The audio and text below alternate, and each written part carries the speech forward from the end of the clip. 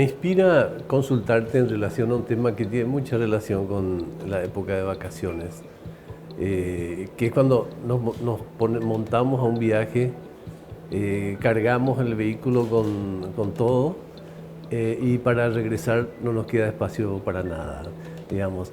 Es un típico problema de planificación y supongo que es un típico problema con el que combaten todos los días, ¿no? Todos los días. Planificar es súper importante y al levantarnos, saber lo que vamos a hacer hoy es clave. O si no, podemos perdernos por el camino y empezar a divagar Claro. o hacer cosas que no agregan valor a nuestro día y sobre todo a nuestra vida. Nuestro tiempo es tan importante, Augusto, y cuando no planificamos estamos dañando eso que es importante, nuestro tiempo. Entonces, la mochila tiene que estar siempre ligera. Lo que no nos sirve no Claro. puede estar dentro de la mochila. He leído artículos tuyos sobre ese tema y me parece muy importante, pero ahí en el primer tema de la planificación es una cuestión que me parece interesante. Muchas veces creemos que el concepto planificar es un problema de los tipos de la NASA. Y en realidad no solamente es de las empresas, sino de las personas también, Sí, ¿no? sí. Y vamos otra vez a lo que recién te decía. El saber qué es lo más importante para mí hoy, eso me lleva a planificar qué tengo que hacer hoy para lograr los resultados. Y también otro punto ahí es que muchas veces creemos que tenemos que hacer mucho para sentirnos bien, satisfechos y sobre todo para lograr esos resultados que buscamos. No, más de tres cosas importantes. No, porque ahí tiene que estar tu enfoque. Entonces, poder entender cuáles son esas tres cosas importantes que tenés que hoy cumplir, porque aparte que ahí entra la energía también, Sí. El manejo de energía. ¿Cuáles son las tres cosas importantes que hoy tenés que hacer? Y después, obviamente, dedicarte a lo demás. Pero Claro. tenés que planificar primero para entender de qué se trata todo. Porque de alguna forma planificar es mirar el futuro, digamos, ¿no? Se trata de eso. Sí. Hay muchas dificultades a nivel de empresas en términos de planificación. Hay muchísimo. Y como coach, a mí me toca trabajar con líderes y normalmente nos enfocamos en ese proceso de planificar la semana, de medir la semana, de poder tener un semáforo y decir, a ver, ¿cómo estuve hoy? ¿Rojo? ¿Amarillo? ¿Verde? ¿Qué hice hoy que valió la pena? ¿Me enfoqué en mi visión o estuve dando vueltas sin saber hacia dónde iba? ¿O estuve lidiando con mis pensamientos, con preocupaciones? O sea, esa planificación, tener tu checklist y saber qué hago y qué no entra dentro de mi mochila, qué no entra, qué no pongo en el auto, eso que no me sirve. Claro. Y sabes que me recuerda mucho el viaje que hice al Kilimanjaro subiendo la montaña. A ver. Súper clave. Cuando yo llego ahí, mi coach, mi guía me dice, vos lo único que necesitas en tu mochila es agua y unas barritas por si de repente sientas que tengas que Una comer. mochila paraguaya normalmente está demasiado cargada de un montón de cosas, ¿verdad? Claro, entonces yo tenía agua y nada más. Y un energético, digamos. Y un energético y lo fantástico que ese último día, 6 días en la montaña, ese último día, el número 6, me dice el coach, vos no podés llevar peso, yo tengo que llevar tu mochila. Entonces yo caminaba con mis bastones sin la mochila y cada vez que él podía darse cuenta que necesitaba hidratarme, daba la vuelta y yo utilizaba lo que tenía dentro de la mochila. Pero él se hizo cargo de esa mochila y del peso que yo tenía en la mochila. Entonces, si te das cuenta cómo todo encaja y tiene lógica. Claro. ¿Qué es lo importante que llevas o cuál es el peso que no necesitas? Es absolutamente importante. Pero antes, ¿qué te inspira esa proeza, por ejemplo? O sea, aparte de tener la posibilidad de mirar el mundo desde arriba. ¿Qué me inspira? Me inspira el poder. Lo del Kilimanjaro. ¿Sí? Lo del Kilimanjaro. ¿Qué me inspira? Para hacerlo del Kilimanjaro fue un desafío. Era la montaña, Augusto. Era la montaña conmigo. Y qué difícil es. En la montaña no había luz, no había internet, no había agua, había solo montaña. Y podemos hablar mucho de las montañas. ¿Sí? Uno de los grandes líderes pasó días en la montaña para poder entenderse capaz y entender también la respuesta que le tenía que dar al mundo. Y eso nos pasa a todos como seres humanos. Necesitamos tener un tiempo en la montaña para poder decidir a dónde queremos llegar. En mi caso, el Kilimanjaro quería llegar a la cima, pero todos los días estamos subiendo una montaña y subir la montaña es súper difícil. Y acabas de decir algo así como al rozar el concepto de la soledad, que me parece interesante, porque me da la impresión que construimos un mundo que es muy eficientista, pero en el que cada vez tenemos menos tiempo para estar solos, digamos, ¿no? Y supongo que ese tiempo de estar solos también aporta mucho en materia de reflexión, ¿verdad? Muchísimo. Y a veces tenemos miedo a encontrar nuestras propias respuestas, a veces tenemos miedo a nuestros pensamientos, nos tenemos miedo a nosotros mismos.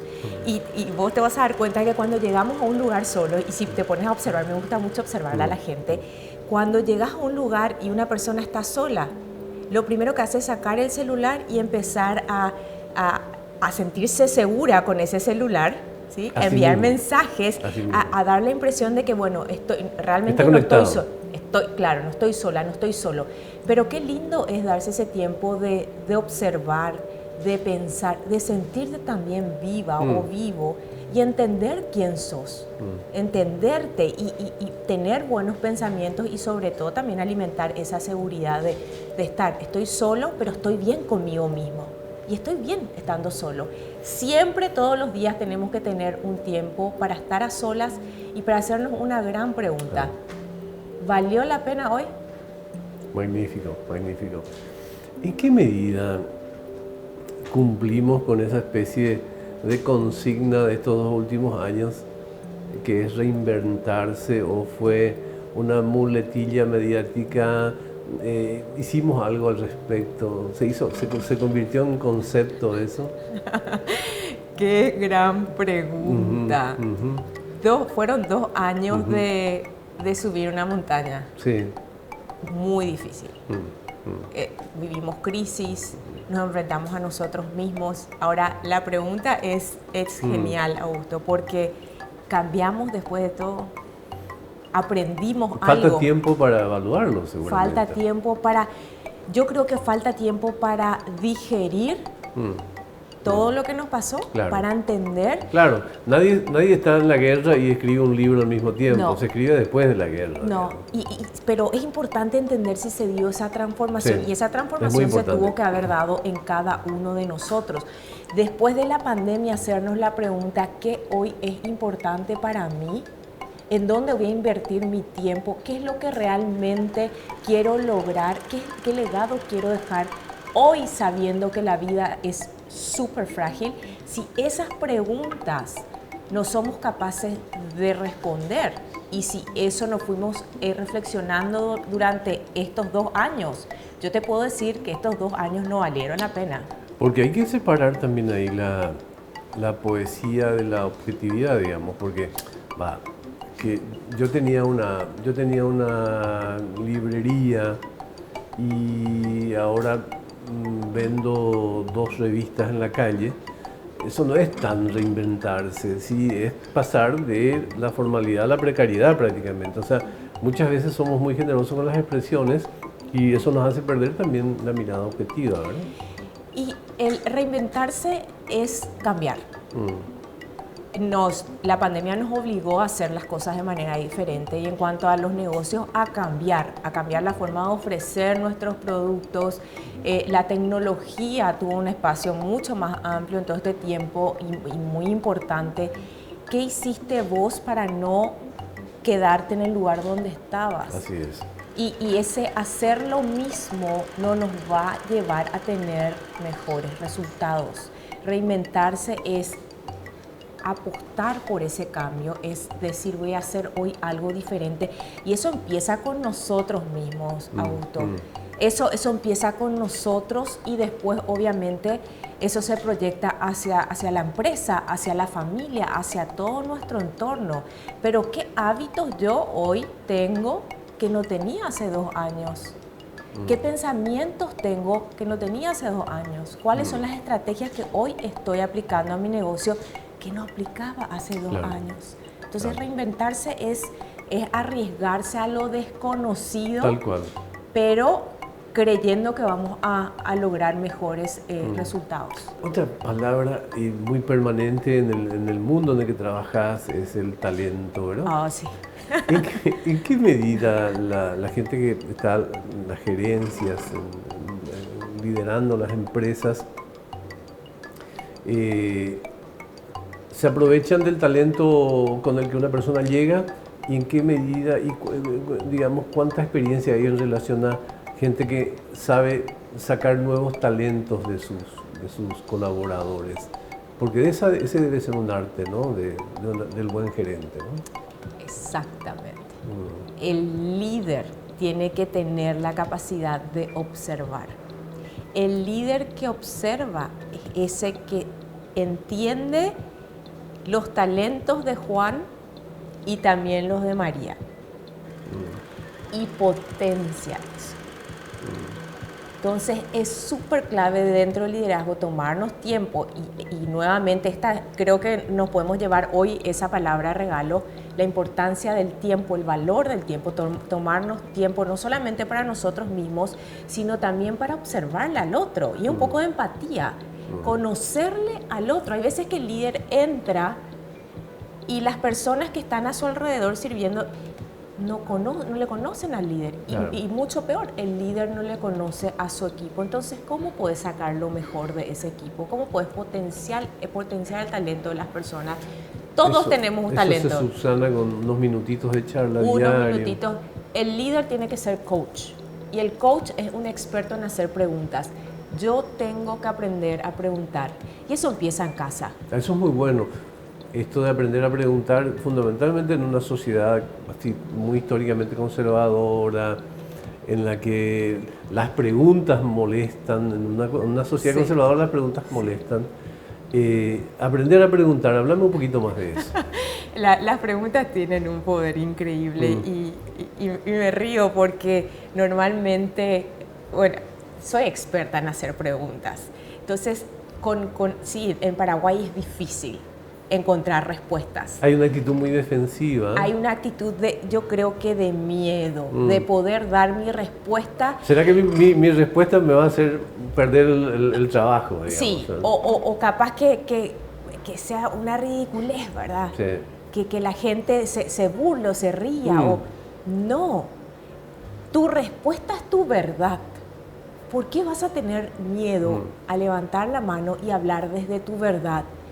Y si te equivocas, qué bueno, porque si te equivocas vas a aprender. Entonces, hacer preguntas y el hacer preguntas nos conecta profundamente con la otra persona.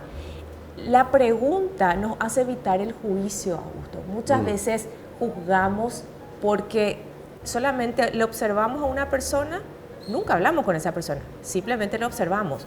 Su manera de caminar, de vestir, de actuar, eso nos hizo a nosotros emitir un juicio. No, tenemos que conocerla a la otra persona, tenemos que preguntar, tenemos que conectarnos profundamente. Y vamos a lo que te decía recién, eso empieza en casa. A veces somos padres que tenemos hijos, pero que poco o nada sabemos de nuestros hijos. Porque no preguntamos, no nos conectamos, no escuchamos y el hijo tampoco probablemente quiera dar su respuesta en muchos casos porque puede verse hasta con miedo a ese juicio. Claro. O a esa respuesta automática que muchas veces como padres tenemos porque no nos controlamos, actuamos inmediatamente, respondemos rápidamente y bloqueamos la confianza que debería de existir entre uno y otro para dar abiertamente una respuesta. ¿Y crees que las empresas paraguayas en particular han avanzado en sus áreas de talentos humanos en términos de trabajar esos conceptos o todavía hay un camino muy largo? No, falta mucho. Nos falta mucho. Todavía estamos, siempre hablamos en la empresa que tenemos 5 niveles de liderazgo. El nivel número 1, estamos en todos los niveles, dependiendo de la Claro. persona con la que estemos interactuando. Pero el nivel número 1 y donde no nos podemos estancar porque vamos a tener problemas es el nivel de autoridad. Yo soy el jefe, yo te digo lo que tenés que hacer y ahí se acabó la historia. El segundo nivel es el nivel relacional. Yo como líder tengo el puesto, tengo este espacio, pero yo me relaciono contigo y construyo algo contigo. En ese proceso de relacionarnos, estoy construyendo también confianza. Y a medida que construya confianza, voy alimentando o le voy empoderando al otro a sacar lo mejor de sí, Claro. a multiplicar esos talentos. Así mismo. Eso solo da la confianza. Porque debe ser también frustrante el tema del manejo de las frustraciones de los colaboradores, de esas frustraciones que muchas veces se quedan en el interior y que capaz que sea más importante que detonen, ¿verdad? Que erupcionen, porque no se puede determinar un problema si ese problema no se visibiliza, ¿verdad? Sí, así es. El líder es la persona capaz de detectar la necesidad y a partir de ahí salir y hacer algo. Vos no puedes venir a prometerme que vas a cambiar el país si no sabes la necesidad de la gente. Tal cual, tal cual. Y la necesidad de la gente uno sabe cuando te tomás, cuando te das tiempo a vos mismo de sentarte a conversar. A ver, preguntas y respuestas. Vamos a conectarnos, vamos a conocernos y desde ahí creamos algo juntos que puede marcar la diferencia, que puede generar un cambio. El líder tiene que ser un experto en conocer la necesidad y a partir de ahí se compromete a hacer algo. No solamente voy a conocer la necesidad y qué linda la necesidad, no. Yo me comprometo a hacer algo. Absolutamente. Decía un maestro del periodismo, vos no podés ser periodista si no sabes cuánto cuesta el kilo de pan. O sea, parece tan sencillo, pero es cierto. Totalmente.